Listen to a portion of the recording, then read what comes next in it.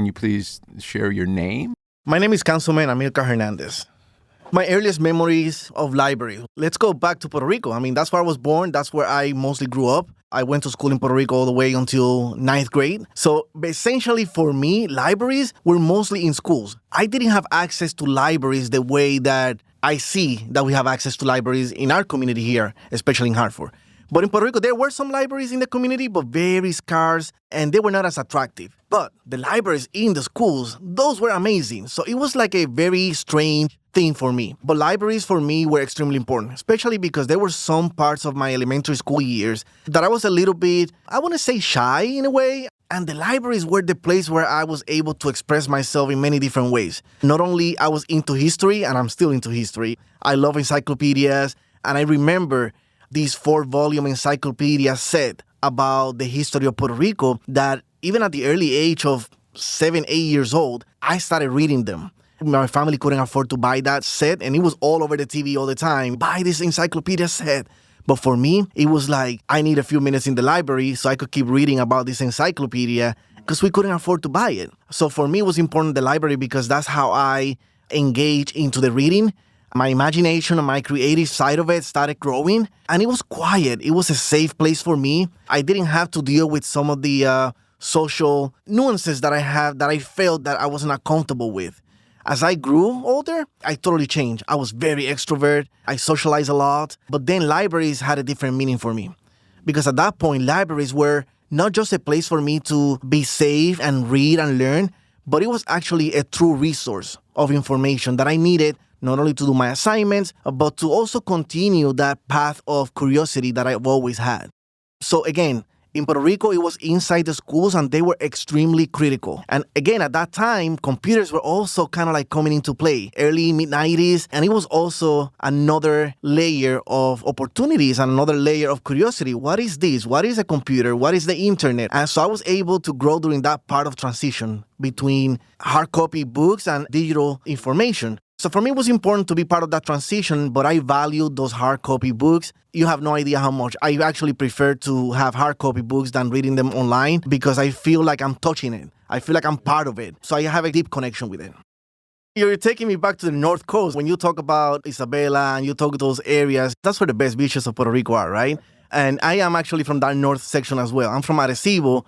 I was born in Utuado, which is in the mountains, but Arecibo is just right north of Utuado. Arecibo is like 20 minutes away from Isabela. So it's right on the north coast. My middle school actually was right next to the beach. From my classroom, through the windows, I feel the breeze of the beach, and it was amazing. So I am very well connected with that area. That was another thing, though, because it was also comfortable, too. Inside that library of that particular school, I remember feeling like we didn't need air conditioning. And we're talking about Puerto Rico. This is like 90, 95-degree weather all the time. You open the windows and you feel the breeze coming from the beach. And it was so comfortable and, like I said, safe space. I truly, truly believe that oftentimes we underestimate the value that libraries have in our lives. And as I was approaching this conversation, I was saying, wow, some of the things that I didn't know were happening to me. Now in retrospective, I'm actually going back and be like, wait a second, that's how libraries were impactful in my life. Because I didn't know that that was a space for me where I was safe and where I was learning and where I was growing that curiosity and that creative side of me. I didn't know because I didn't go to the libraries for that purpose. I went to the libraries because it was a safest space for me to be at and for me to hide away from the rest of the environment that I didn't feel like I fit. But at the same time, now in retrospective, I'm looking back and I'm like, it wasn't just that. There was work in progress happening in my life as I was going through the library. And now with that information, I can impart that information to others and say, listen, when you come to the library, this is not just for you to have just a quiet, safe space, which it is, but it's also the place where your imagination, your creativity, all of this learning that oftentimes you don't get from your normal circle, this is where it grows. This is where it comes from. Libraries are extremely important for preserving history. And this is preserving history, and this is extremely important. I oftentimes go back to folks and people that lived in other areas that I didn't get to live to learn about them. And history, it's to me so valuable, and libraries take a huge part on this. So when you talk about the family that I had here in Connecticut, these are all educators. So when I came to Connecticut, I already had a little bit of English. I lived in Philadelphia for a few years during my high school. But then I went back to Puerto Rico. And, when you don't speak the language often, you kind of start losing it again. So when I came to Connecticut, my English, it needed help. And not only that, I came to work at the school district as a paraprofessional 18, 19 years ago. And when I did that, I understood that improving my language skills were extremely important. So I had educators in my family, but I also was working at the school. So I had like the perfect storm around me to really help me to learn the language and educate myself, not only in the language, but also in the culture. And how do I fit in the community? What's my role in society? So working at the school district, inside a school that had a library, that had all these amazing books that I was able to tap into. Every time I had any doubts or I needed resources to understand why things are the way they are, it was easily accessible to me. So even as an adult, libraries still play a huge role. And I say that because I'm extremely curious. I like to know why things are the way they are. And that's why you have to go back to the history. You have to go back of why is this law the way that it is? Or why do people do this? Or why do we celebrate these? All these questions that may sound as simple, minor questions, they were extremely important to me because I was just learning a new culture. I was learning as an adult now, how do I fit in this community? And I needed to understand all these little simple questions that sometimes we take for granted. And it was extremely important for me to tap into the resources that I had around me, not only the educators, but also all the books that had all the information that I needed. When you say something is 250 years old, the first thing you think about is consistency. This must be a great place. Nothing lasts 250 years unless it's great. So imagine if a library can last 250 years. Now you start thinking about how much history, how much archives must be leaving this place. And now you are basically telling me, hey, Amilcar, you better go and find out where those archives are and start reading because there's probably a lot of treasures in there that will be very interesting to me, right? So it does spark a little bit more curiosity. But when something lasts this long, it's just equivalent to excellence. There's just no other way to describe it. So 250 years of Hartford Public Library equals excellence. Well, we're in 2024, so we have to have this conversation. Because 10 years old right now, for the most part, I'm not saying all of them, if you say, I will encourage you to go to the library to read this book and learn about this, whatever that is, right? Even if it's a topic of interest. Or you could just go online and Google it and then just read it from whatever website comes up with that information. You know what that young person is going to choose most likely. That person is going to stay at the comfort of their home, open up the iPad or whatever device they use, and then read it online. There's nothing wrong with that. There's a lot of valuable information online. I mean, we all use it, but they will be missing something key, something very valuable about being inside a library. It's the environment. Nothing beats the environment of a library. When you're walking into a library, your mindset, your psychology, the way you feel, it automatically changes. I would say 9 out of 10 people automatically lower their voices. And you have a certain level of respect for the place. Libraries are just like that. You walk into a library and you automatically feel that you're coming into a place where people are there to learn. People are there to find a safe space. People are there because they want to know more. They want to learn. They want to grow. And they are there for a reason. Nobody goes into a library just to walk around and then come outside. They go to a library because they have a purpose. There's a purpose inside a library. So to a 10-year-old, I would say, walk into a library with your parents, with your brothers, siblings, whoever. Walk into a library. Take a walk around all the different departments, all the different areas of the library. Then sit down for a second and write down your first thought about the library. I hope that you speak about how you felt about walking around the library. What were some of those things that you thought about? Because I hope that some of those thoughts will take you to start to think about the value of that. I would say that some of the first thought is, it was quiet. A lot of books. A lot of different words that I didn't know what they meant. But those are the things that will spark that curiosity. And I don't think that oftentimes when you're online, you get that opportunity because when you go online, you go and search for something specifically and you get the answer and then you're done. And it is a very equitable approach. You go in and you have the ability to choose whatever book you want from whatever category you want. Nobody's going to tell you yes or no. Nobody's going to say, no, you cannot do that. Library is open. And 100% of the access that you have to the library is within your reach.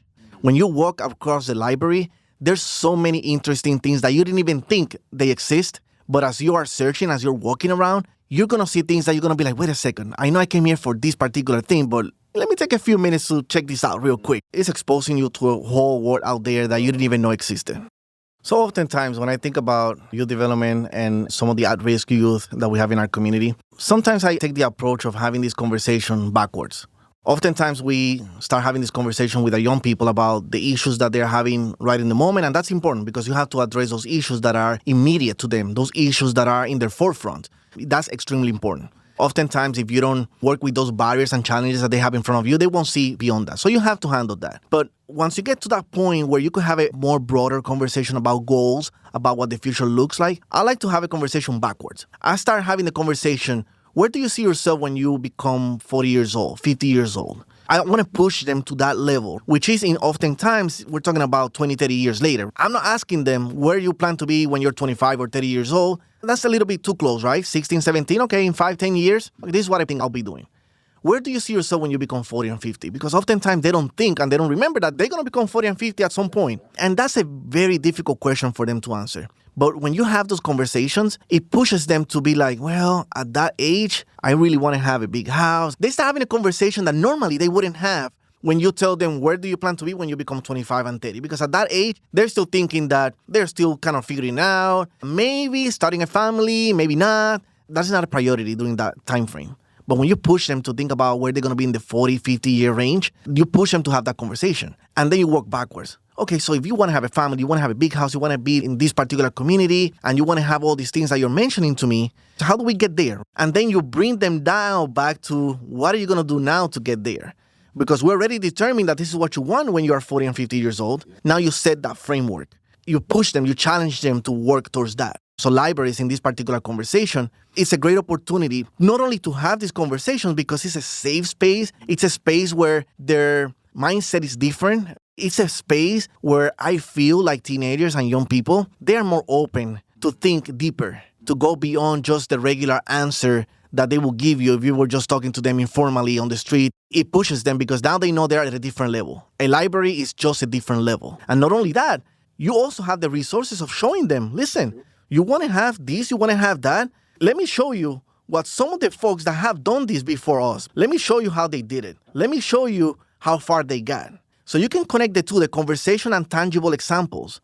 And sometimes that sinks in because a lot of our young people, they are very visual. You show them a picture, you show them something, and for them, they won't forget about that. They may forget about some of the conversation, but they won't forget about a visual that you show them. And I think the library has plenty of that to show. Oftentimes we do underestimate the importance of failures. I grew up in Puerto Rico and then part of it in Philadelphia with a lot of drugs around me. Family members. I didn't grow up with my mom or my dad. My aunt has to raise me because of these other social issues. And to me, I always felt that I was a failure because I couldn't have the same that my other friends had. I couldn't have the mom and dad in the house. I couldn't have some of the financial capacity to even buy a ticket to go to the movies. And sometimes we take that for granted because back then in the 90s, $3 or $4 or $5, you could go to the movie theater. And you would think, oh, that should have been easy. It was extremely hard for me to have that financial capacity. So I always felt as a failure on that end. However, in academics, I was always very successful. And I kept that consistency all throughout high school and throughout college. But those failures, they pushed me to grow, to mature much earlier than normal. It pushed me to do something for myself because I didn't want to continue living under this bubble that I created for myself that I always thought that I was a failure. In retrospective, I know I wasn't a failure. But during that time, at the capacity of an 8, 10, 11, 12, 13-year-old kid, I felt that I was a failure. I was good at sports. I was good academically. But that wasn't enough for me because my household was not stable. And for me, it was important that I look back as I kept growing and look back to all those challenges that I had to get through in order for me to learn and to grow. I was very conservative every time I speak to people. I was very professional, very respectful, because I felt that that was the way for me to change my environment, to change the course of my life. Otherwise, I knew I was going to just live in that vicious cycle. And I needed to get away from that cycle. And for me to do that, I had to be different. But I learned that because of all this failure mentality that I had. And to me, that was extremely important. Success, it just kept pushing me to continue being successful. But the one thing that triggered me to start being successful to begin with was the fact that I just didn't want to feel that I was a failure anymore. From a government perspective, I would say there are two things that are extremely important. These are the two top priorities. And not to say that there aren't other areas that are as important. But in this particular conversation, there's public safety and education. So when we look at education, it's extremely important. Oftentimes, you talk to some folks that don't have any more kids, that the kids already are out of their homes. And I can understand that for them, perhaps there are other areas of our community, our society that are of more importance because it affects them more directly than promoting early childhood or promoting financial literacy or promoting more investment in libraries because they don't directly necessarily use these services, right? And that's normal because we all have our own different needs. But my question to the whole community is, what happens if we don't invest more in education? What happens if this 2-3-year-old that's ready to go to an early childhood center to start learning at the early age, what happens if we don't have enough funding for early childhood? By the time that kid is in 2nd or 3rd grade, he's going to be 1 or 2 grades behind in literacy, in math. And by the time that kid gets to 6th grade, that kid is going to be 3 grades behind in literacy, in math, in science. And then by the time that kid graduates from high school, oftentimes we've seen kids graduating from high school that their reading level is at the 7th, 8th grade level. So now you have community members of your same community that are now being challenged to work and to contribute to society without the tools necessary because we failed to invest in their education, because we failed to provide them with the resources, because we failed to invest in libraries, because we failed to attack the problem from the root. And that's one way that I connect government with my community, education, libraries. That's how important libraries and education are to our community. If we don't invest in those 2 areas as early as birth, we are not going to be able to build that cradle to career path that we've always dreamed of having in our community. Oftentimes, libraries are in one particular place. And yes, we may have a mobile library that could go around, right? But perhaps we may have to think about changing a little bit the target population. See, oftentimes the target population is children and youth, which is extremely important. That should be our target population. That's where that curiosity and creativity, we need to encourage that. But when you ask me the question about the society, the community as a whole, perhaps we have to go to this next target population, which are other folks from our community that don't necessarily are connected with the education or with the library, and then bring the library to them and show them how important it is. It's all about education. They are not necessarily going to come volunteer to come to the library unless the library is having events that target that population. But if the library becomes more than just the typical traditional place where you come to get a book and read it, we will be able to open the doors for so much more vibrancy, so much more buy-in from the community. And I think that this library in particular has done a great job at that. I think for me, having this opportunity of having this conversation, it really put things in perspective. Like I mentioned earlier, I didn't know how important libraries were to me or to my life until I was approached to have this conversation, because it really made me peel those layers of what a library did to my life in different times of my life, the impact that it had. We may have to do this more often, not just with leaders of the community, just with our community.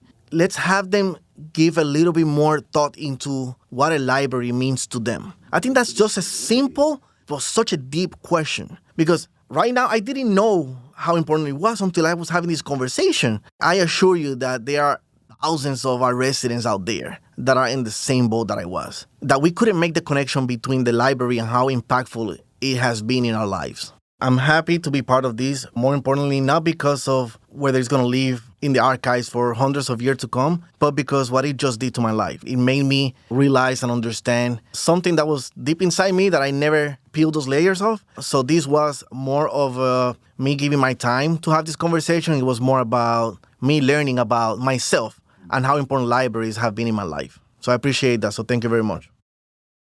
Thank you for listening to 250 Stories, a production of HPL Studios at Hartford Public Library. This episode was written and produced by Christopher T. Brown, sound by Sam Sigmund, edited by Faith Lucas, and with photography and graphic design support from Hartford Public Library's communications team and the Hartford History Center. For more information on this project, visit www.hplstudios.hplct.org.